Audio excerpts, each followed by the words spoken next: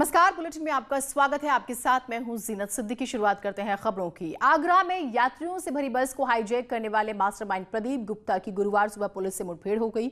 जानकारी के मुताबिक प्रदीप गुप्ता को गोली लगी और उसे अस्पताल में भर्ती कराया गया। बताया यह भी जा रहा है कि थाना फतेहाबाद इलाके में चेकिंग के दौरान ये मुठभेड़ हुई है।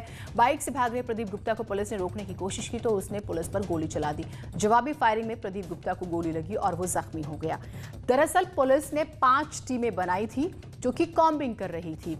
प्रॉपर मोबाइल लोकेशन को ट्रेस किया जा रहा था। ये कहां से कब कैसे कैसे गुजरा, इस बारे में भी कोऑर्डिनेशन के साथ जो है पुलिस चल रही थी। खबर मिलती है इसके हम जैसे जिक्र कर रहे हैं आगरा का, जहां पे मुठभेड़ होती है और यहां पर होने की, और उसके बाद जो है इसे रोकने की कोशिश होती है। ये भागने की कोशिश करता है और फिर जवाबी कार्रवाई में पुलिस फायरिंग करती है।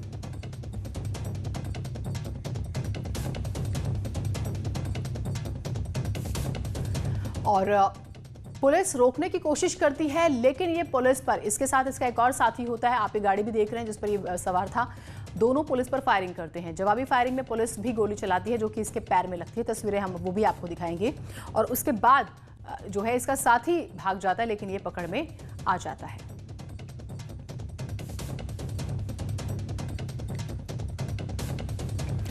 आरिफ हमारे साथ, हमारे सहयोगी जुड़े हुए हैं। आरिफ, जो दर्शक हमारे साथ अभी अभी जुड़े हुए हैं उन्हें बताइएगा बारीकी से, पुलिस इन तक पहुंची कैसे और फिर ये जो मुठभेड़ हुई है इसके बारे में। देखिए जीनत, जिस तरह से कल बस को हाईजैक करने का मामला सामने आया था और इस बस हाईजैक ने पूरे प्रदेश में हड़कंप मचा कर रख दिया था। देखिए, उत्तर प्रदेश में नहीं, मध्य प्रदेश और राजस्थान के इलाकों में भी इस बात की बड़ी लेवल पर चर्चा हुई थी कि आगरा में एक बस को हाईजैक कर लिया गया है जिसमें 34 लोग सवार थे। उसके बाद जो उसका मास्टरमाइंड निकल कर आया प्रदीप गुप्ता, और प्रदीप गुप्ता को पुलिस लगातार ढूंढ रही थी और एक एक चीज को ट्रैक कर रही थी। उसका एक एक नंबर लोकेशन पर लगा रखा था। इसके अलावा परिवार के लोग हैं, उनके नंबरों को ट्रैक कर रही थी और पुलिस लगातार प्रदीप गुप्ता के पीछे लगी हुई थी। और रात में पुलिस एक एक वाहन की चेकिंग कर रही थी, चाहे वो बाइक वाले हो, चाहे वो बस वाले हो, चाहे वो कार वाले हो। देखिए, रात में करीब सुबह के वक्त की बात है कि प्रदीप गुप्ता एक बाइक पर बैठ के जा रहा था अपने साथी के साथ में। पुलिस ने उसको रोकने की कोशिश की, चेक करने के नाम पर उसको रोका। देखिए, प्रदीप गुप्ता का आप दुस्साहस देखिए कि पुलिस के सामने वो सरेंडर नहीं हुआ, पुलिस के सामने उसने अपना चेकिंग नहीं कराई, बल्कि सीधे चलती बाइक से पुलिस पर फायर कर दिया। और उसके बाद पुलिस मौके पर मौजूद थी। पुलिस ने जवाबी फायरिंग की जिसमें प्रदीप गुप्ता के पैर में गोली लगी है और प्रदीप गुप्ता उसमें घायल हुआ है। तो कुल मिलाकर यह 24 घंटे में पुलिस ने बड़ा एक्शन लिया है। जो मास्टरमाइंड था प्रदीप गुप्ता को, उसको मुठभेड़ के बाद गिरफ्तार कर लिया है। देखिए, अभी एक साथी बताया जा रहा है फरार है, लेकिन उसकी तलाश लगातार की जा रही है। इसके अलावा जो आरिफ अब जरूरी हो जाता है इसकी पूरी हिस्ट्री की भी बात की जाए। इसके पास जो वेपन्स थे वो भी हमें कहे कि लाइसेंस नहीं था, उसका गैर कानूनी तरीके से रखे हुए थे। और ये जो है जानकारी मिली कि दोनों दोस्त थे और दोनों के पास ही वेपन्स थे। इसकी पूरी हिस्ट्री, क्रिमिनल रिकॉर्ड जो है उसके बारे में भी बताइएगा। देखिए, जैसे ही प्रदीप गुप्ता का नाम इस पूरे हाईजैक के मामले में सामने आया था, पुलिस ने इसका पूरा जो क्राइम हिस्ट्री है उसको खंगालना शुरू किया। तो बाद में पता चला कि ये जो प्रदीप गुप्ता है आरटीओ में दलाली के रूप में जाना जाता है और कुख्यात है वहाँ पूरे इलाके में, इटावा में, कि दलाली का बड़ा काम करता है आरटीओ में। चाहे वो जायज काम हो या नाजायज काम हो, उसके लिए तमाम तरह के इसके काम है। और देखिए, इसी दलाली के चक्कर में, इसी 420 चक्कर में एक बार जेल भी जा चुका है। बताया जा रहा है कि प्रदीप गुप्ता के खिलाफ कई केस दर्ज हैं, तमाम धाराओं में इस तरह के मामले दर्ज हैं। देखिए, फिलहाल पुलिस अभी इटावा तक पहुंची है। इटावा में इसकी क्राइम हिस्ट्री पता चली है। अब दूसरे जिलों में पुलिस पता करेगी कि आखिर कहां इसकी क्राइम हिस्ट्री, कहां इसने अपराध किए हैं। इसके अलावा जो 4 लोग हैं, इसके मास्टरमाइंड जो साथी हैं 4 लोग, उनकी पुलिस तलाशी कर रही है। अभी ठीक, आरिफ मैं आपके पास आती हूँ और बातचीत करेंगे। एक खबर आ रही है, एक बार दर्शकों को रूबरू करा दे। आगरा में एक महिला डॉक्टर योगिता गौतम की हत्या की सनसनीखेज वारदात से हड़कंप मच गया है। महिला डॉक्टर की हत्या का आरोप उसके ही साथी डॉक्टर पर लगा है। महिला डॉक्टर का शव डॉकी इलाके में झाड़ियों में मिला, उस पर चोट के निशान भी पाए गए। योगिता गौतम आगरा के सरोजिनी नायडू मेडिकल कॉलेज में जो है आपको बता दें जूनियर डॉक्टर थी और दिल्ली की रहने वाली थी। डॉक्टर योगिता के परिवार का कहना है कि आरोपी डॉक्टर विवेक तिवारी योगिता से जबरन शादी करना चाहता था और उसे ब्लैकमेल कर रहा था। आरोपी डॉक्टर विवेक तिवारी इस समय जालौन में मेडिकल ऑफिसर के पद पर तैनात है। पुलिस ने उसे हिरासत में ले लिया है और मामले की जांच शुरू कर दी है। आरिफ हमारे साथ जो है उनसे बात करेंगे, एक बार सुनिए कुछ रिएक्शंस। यहाँ पर वो क्या कहते हैं टाटा नेक्सन की गाड़ी लेकर के आया था और वो लेडी लॉयल के सामने उसने खड़ी की है और यहाँ बिल्कुल सीसीटीवी फुटेज में बिल्कुल क्लियर आ रहा है। और उसके बाद इस बच्ची को ब्लैकमेल करके उसने वहाँ बुलाया और बुला करके उसको खींच लिया। ऐसा ऐसा पता चल रहा है CCTV से कि जैसे विंडो खुली उसको खींच लिया और खींच करके उसको ले गया और उसने जाके इसका मर्डर कर दिया। ऐसे को कठोर से कठोर जो हो सकती है ऐसी सज़ा दी जाए। थाना डॉकी क्षेत्र में एक डेड बॉडी मिली थी, जिसकी तत्काल पुलिस टीम ने शिनाख्त कराते हुए पहचान कराया और वो dead body doctor Yogita Gautam की थी। हमारी दोनों टीमों ने मिलकर जालौन पुलिस से टाई अप करते हुए आरोपी डॉक्टर विवेक तिवारी को हिरासत में ले लिया गया है और उनसे पूछताछ चल रही है। आरिफ हमारे साथ जुड़े हुए हैं। आरिफ, कई थ्योरी सामने आ रही हैं वैसे तो कि पहले से जान पहचान थी, कुछ लोग प्रेम प्रसंग का भी जिक्र कर रहे हैं, फिर जबरन शादी का भी जिक्र हो रहा है। पुलिस इन्वेस्टिगेशन के बाद क्या निकल के आया है अभी तक इस मामले में? देखिए, थोड़ा सा इसका फ्लैशबैक में आपको बता दूं, जो डॉक्टर योगिता हैं जिनकी हत्या हुई है वो मुरादाबाद के मेडिकल कॉलेज से MBBS उन्होंने किया था और जिन पर आरोप लगा है वो भी सीनियर डॉक्टर हुआ करते थे मुरादाबाद में ही। फिलहाल उस मामले में पुलिस ने डॉक्टर विवेक तिवारी को गिरफ्तार कर लिया है। उनसे पूछताछ की जा रही है कि आखिर जिस तरह से उन पर आरोप लग रहे हैं कि आप डॉक्टर योगिता को ब्लैकमेल करते थे, उनको किस तरह से परेशान करते थे, आखिर पूरा माजरा क्या है। देखिए, पुलिस लगातार उनसे पूछताछ कर रही है कि हत्या की वजह क्या है। फिलहाल पुलिस अभी हत्या की वजह बताने में थोड़ी देर बाद शायद लगता है कि आगरा पुलिस उसमें प्रेस वार्ता करेगी, तब जाके पूरा खुलासा होगा। लेकिन जिस तरह से डॉक्टर योगिता की हत्या हुई है, बेहद सनसनीखेज वारदात है। लगातार इस तरह की अगर वारदात हुई तो निश्चित तौर पर पुलिस इसमें बड़ा एक्शन लेगी। और देखिए जीनत, सबसे बड़ी खास बात यह है कि कल ये डेड बॉडी मिली थी, अज्ञात में पुलिस को ये डेड बॉडी मिली थी। जब पुलिस ने उस डेड बॉडी के फोटो अलग अलग थानों में भिजवाए, तब जाकर पता चला कि ये डेड बॉडी डॉक्टर योगिता की है।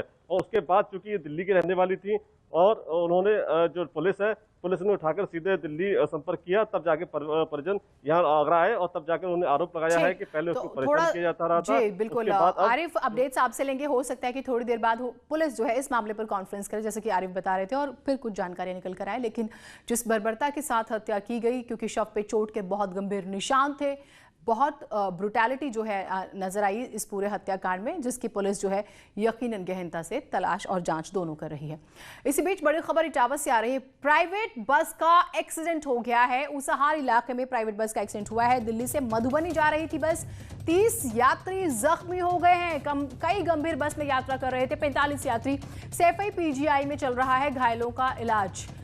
बड़ी खबर, एक बस हादसा हुआ है, प्राइवेट बस का एक्सीडेंट हुआ है उसाहार इलाके में, जिसमें 30 यात्री जख्मी हुए हैं, कई गंभीर रूप से जख्मी हैं और इसमें 45 लोग सवार थे। एक्सक्लूसिव तस्वीरें न्यूज़ 18 की स्क्रीन पर आप देख रहे हैं। देखिए बस कैसे पलटी हुई है। प्राइवेट बस थी। जब प्राइवेट बस आती है तो कई बार लापरवाही का भी जिक्र हो जाता है। अब यहां पर क्या स्पीड बड़ी वजह थी? क्योंकि तस्वीरें थोड़े अंधेरे की, हम जानने की कोशिश करेंगे कि एग्जैक्ट हादसा किस वक्त हुआ। क्या ड्राइवर को झपकी आ गई थी? क्या कोई मवेशी सामने आ गया था, जो अमूमन हुआ करता है? आशुतोष हमारे साथ जुड़े हुए हैं, हमारे सहयोगी। आशुतोष, क्या शुरुआती कारण नजर आ रहा है इस हादसे का? इतना जबरदस्त था कि यात्री अभी भी कुछ बता पाने की स्थिति में नहीं है। ये बस जो है दिल्ली से बिहार के मधुबनी जा रही थी। जैसे ही इटावा क्षेत्र के ऊसराहार इलाके में पहुंची तो माइलस्टोन 135 के पास बस अनियंत्रित हो गई और उसके बाद डिवाइडर पर चढ़ गई और पलट गई, जिसमें तकरीबन 45 यात्री सवार थे। 30 यात्री घायल हो गए और अभी 16 यात्री सैफई मेडिकल कॉलेज में इलाज चल रहा है, जिनकी हालत गंभीर बनी हुई है। बाकी के लोगों को डिस्चार्ज कर दिया गया है। तो अक्सर आपने देखा होगा यमुना एक्सप्रेस वे पे इस तरीके के हादसे हो जाते हैं। आशुतोष, इसका मतलब कि बस में ज्यादा लोग सवार थे। आपने कहा 30 घायल हैं, 16 जिनका इलाज चल रहा है। कुछ ठीक भी होंगे। ड्राइवर कंडक्टर का भी हम जिक्र करें तो बस में 50 से ज्यादा लोग थे, पहले हम ये मान के चले। बिल्कुल, अभी जो फिलहाल पुलिस बता रही है, इटावा पुलिस का कहना है कि 45 यात्री इसमें सवार थे, ड्राइवर और कंडक्टर सहित। हाँ। तो ऐसे में जो 30 यात्री घायल हुए थे, जिसमें 16 यात्री गंभीर बने हुए हैं, जिनका मेडिकल कॉलेज में इलाज किया जा रहा है। बाकी जो छोट चोटें थी उनको डिस्चार्ज कर दिया गया है। तो तमाम अफसरों का अमला लगा हुआ है और तमाम जो स्वास्थ्य विभाग की टीमें हैं वो 16 लोगों का इलाज कर रही हैं। ऐसे में जो उनके परिजन हैं वो भी धीमे धीमे अब अस्पताल की ओर पहुंच रहे हैं। तो हादसा बहुत ही दर्दनाक था। हादसे की आवाज सुनते ही आसपास के जो ग्रामीण थे वो भी घटनास्थल पर पहुंच गए और जो पुलिस के आला अधिकारी थे वो भी पहुंच गए और उन्होंने तत्काल रेस्क्यू कार्य शुरू कराया, जिसमें जो गंभीर रूप से ठीक, बहुत शुक्रिया आपका तमाम जानकारियों के लिए। अब ये भी जांच का विषय है कि बस कहीं कंडम तो नहीं थी, डिवाइडर पर चढ़कर पलट गई है बस, कारण क्या थे फिलहाल अभी वो स्पष्ट नहीं हो पाया है।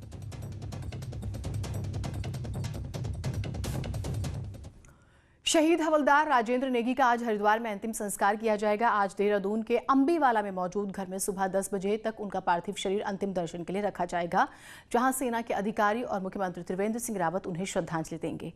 8 जनवरी को राजेंद्र नेगी जो है गुलमर्ग में लापता हो गए थे और लगभग 8 महीने बाद उनका शव मिला। कल रात उनका पार्थिव शरीर देहरादून लाया गया था। परिवार से जब बात की गई तो उन्होंने भी ये कहा कि हम लंबे इंतजार में थे। तस्वीरें हम आपको दिखा रहे हैं।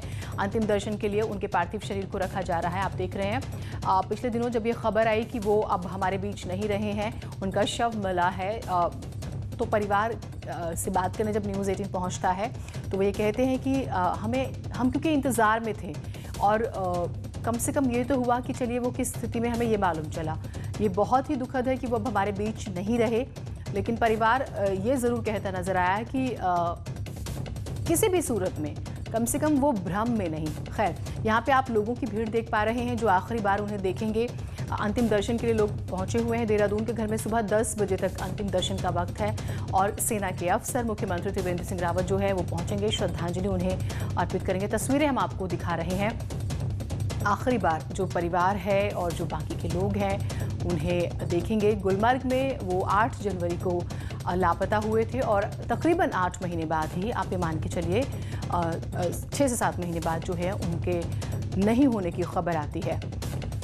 दीपांकर हमारे सहयोगी वहाँ पर मौजूद है, हम उनसे बात करने की कोशिश भी करेंगे, लेकिन परिवार के लिए और जब हम देवभूमि का जिक्र करते हैं जहाँ से हर घर से कहा जाता है कि एक वीर जवान निकलता है और बेहद ही एक दर्द भरा ये लम्हा है। दीपांकर हमारे साथ जुड़े, हमारे सहयोगी।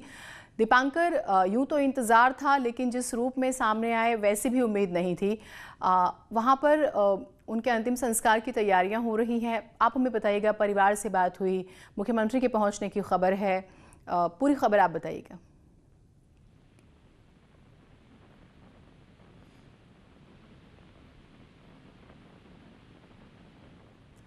दीपांकर, आप मेरी आवाज पहले उनकी पत्नी उनके जी बोलिए। जीनत, आपको मेरी आवाज मिल रही है? दीपांकर बोलिएगा।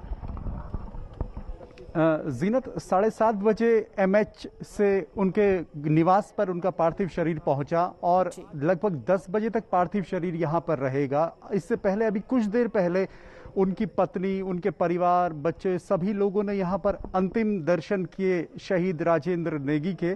9:15 बजे मुख्यमंत्री त्रिवेंद्र सिंह रावत यहाँ पर आके श्रद्धांजलि देंगे। इसके साथ सेना के तमाम अधिकारी यहाँ पर मौजूद रहेंगे और पूरी व्यवस्थाएं यहाँ पर की गई है सेना की तरफ से, प्रशासन की तरफ से, पुलिस की तरफ से। और मैं अगर अपने कैमरामैन से कहूँ तो छतों में अगर आप देखेंगे आसपास के लोगों की भीड़ जमा है। कोविड ज़रूर है, कोविड का डर भी है, लेकिन बावजूद इसके शहीद को सलाम देने के लिए, आखिरी विदाई देने के लिए उनके आसपास के लोगों की, उनके चाहने वालों की, यहाँ के वो लोग जो उनके रिश्तेदार रहे, आसपास के लोग, सेना के साथ ही 11वीं गढ़वाल राइफल के जवान थे राजेंद्र नेगी। और जीनत, अगले 2 घंटे उनके निवास पर उनका पार्थिव शरीर रहेगा और इस दौरान सभी लोग यहाँ पर अंतिम दर्शन करेंगे, उन्हें श्रद्धांजलि देंगे। और धीरे धीरे यहाँ पर ये जो श्रद्धांजलि देने वालों की जो भीड़ है वो लगातार बढ़ती जा रही है। अब से कुछ देर पहले ये जिस ताबूत में राजेंद्र नेगी का शव रखा गया, उनके परिवार को अंतिम दर्शन भी कराए गए, तो परिवार का दुख भी यहाँ पर समझा जा सकता है कि 8 महीने के इंतजार के बाद 15 अगस्त को ये बात साफ हुई कि राजेंद्र नेगी अब इस दुनिया में नहीं है। हालांकि सेना ने 21 मई को ये मान लिया था कि बैटल ग्राउंड में शहीद हो चुके हैं राजेंद्र नेगी, लेकिन परिवार इस बात को मानने के लिए कतई भी तैयार नहीं था। लेकिन अब जब 15 अगस्त को जम्मू कश्मीर पुलिस को पुलवामा में उनका ये शव मिला, उसके बाद सेना को जानकारी दी गई और अब 20 अगस्त को उनके घर में उनका पार्थिव शरीर पहुंचा है। उसके 10 बजे के बाद यहां से हरिद्वार जाएगा पार्थिव शरीर और हरिद्वार में अंतिम संस्कार होगा। जीनत, तो एक सैनिक जो अपने जीवन को देश के लिए समर्पित करता है और अलग अलग कारणों से जान जाती है। बॉर्डर पे कई बार आप मुठभेड़ में मारे जाते हैं, कई बार आत्मघाती हमले में मारे जाते हैं, कई बार आप आमने सामने की लड़ाई में मारे जाते हैं। लेकिन राजेंद्र नेगी के लिए ये जो पूरा कहेंगे कि पूरा जो घटनाक्रम रहा, 8 जनवरी को उन्हें भी नहीं पता रहा होगा कि पांव फिसलने की वजह से एवलांच के साथ वो बर्फ में दब जाएंगे। उसके बाद सेना उन्हें तलाशती रहेगी, परिवार उन्हें तलाशता रहेगा, कई महीने का वक्त यूं ही बीत जाएगा। और अब जब खबर आएगी सामने, परिवार ने इस बात की उम्मीद भी छोड़ दी थी कि उनका शव कभी मिल पाएगा। लेकिन 15 अगस्त को जब जम्मू कश्मीर से खबर आई कि उनका शव मिला है, तो परिवार के लिए एक राहत की बात यही है कि जो राजेंद्र नेगी उनके साथ नहीं है, कम से कम उनका शव मिला।